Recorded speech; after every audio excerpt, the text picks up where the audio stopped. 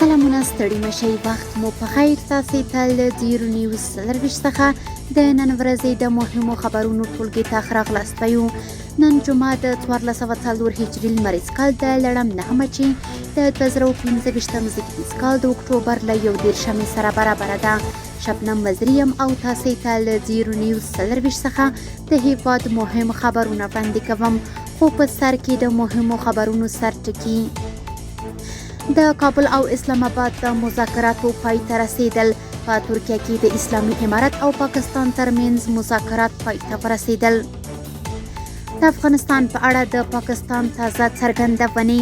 د پاکستان بهرنیو چارو وزارت ویلي چې یاد هیواد د جګړې د لا پراخېدو غوښتنه نه لري.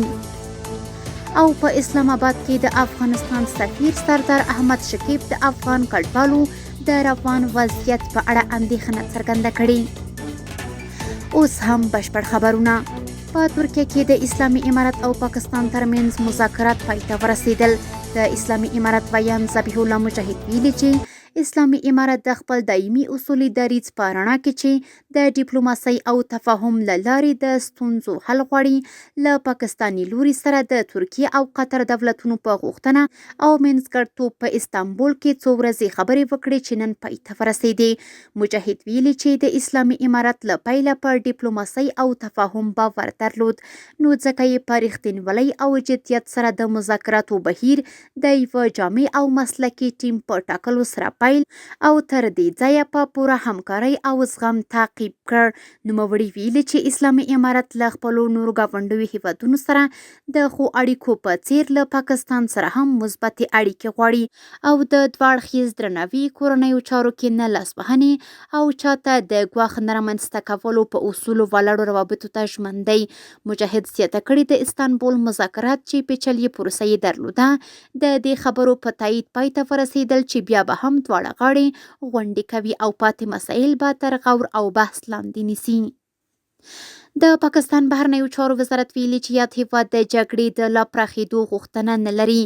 د پاکستان بهرنیو چارو وزارت ویلي چې د پاکستان او اسلام آباد ترمنځ مذاکراتو کې په ښه نیت او مثبته روحیه برخه اخیستې وه. یاد وزارت ویلي چې پاکستان تل د یوه سوله ییز باثباته له سیمې سره یو موټی او هوسا افغانستان غوښتونکی پاتې شوی او یاد هیواد د جګړې د لا پراخېدو غوښتنه نه لري.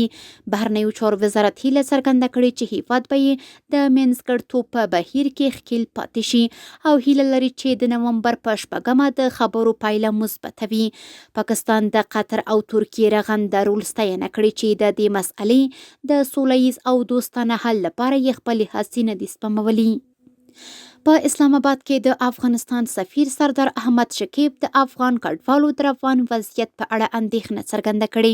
شکیب ویلي چې د تورخم چمن بولتک د تګ راتګ دروازې د پاکستان لخوا د وروستیو ګډوډیو او پیښو له امله تړل شوي چې د دواړو هیوادونو ترمنځ سوداګري، ترانزیت او د خلکو تګ راتګ په بشپړه توګه درېدلی چې له امله یې د بند پاتې افغان کډوالو حالت خورا خراب شوی دی.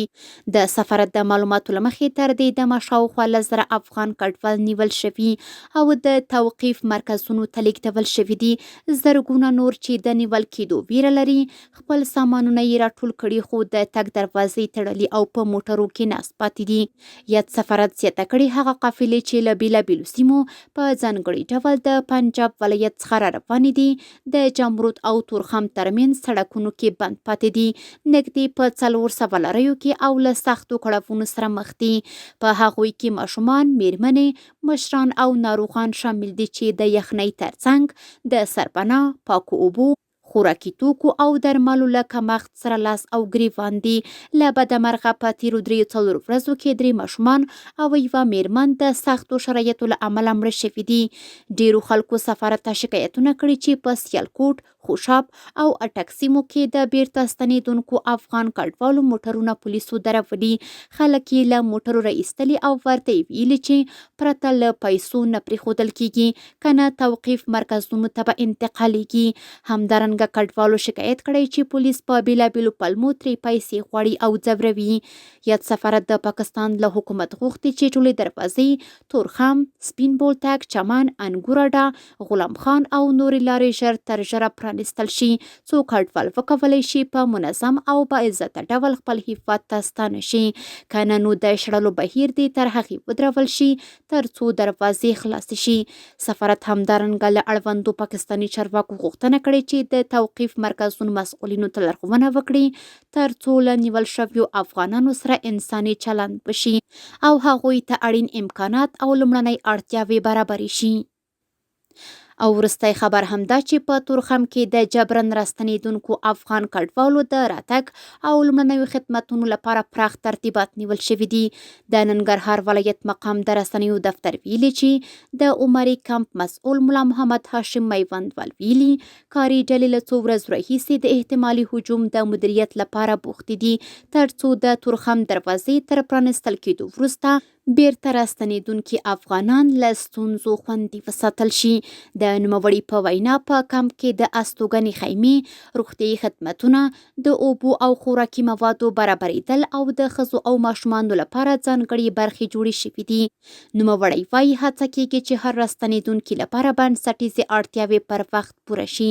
میوندوال زیاتوي د خیریه بنسټونو او مرسته کوونکو ونډه د دې بهیر د لا پیاوړتیا لپاره مهمه ده او تمه ده چې د اسلامي او انساني مسؤلیت له مخې هغوی ملاتړ ته دوام ورکړي. د تورخم دروازه د پاکستاني لوري لخوا نږدې 3 اونۍ کېږي تړل شوې ده چې له امله یې سلګونه افغان کډوال د کرښې هغې غاړې ته د بیرته راتګ په تمه دي. کورني خبرونه هم دومره وو. د بهرنیو او سپورتي خبرونو لپاره زموږ پاڼې وڅارئ په خپل رسنیو باندې فیسبوک، انسټاګرام، ایکس په پخوانی ټویټر، یوټیوب او ټیک ټاک زموږ خبرونې خوښې او موږ تعقیب کړئ. ادرس یې 0 نیوز 24 تر سبانۍ خبرونې د الله پامان.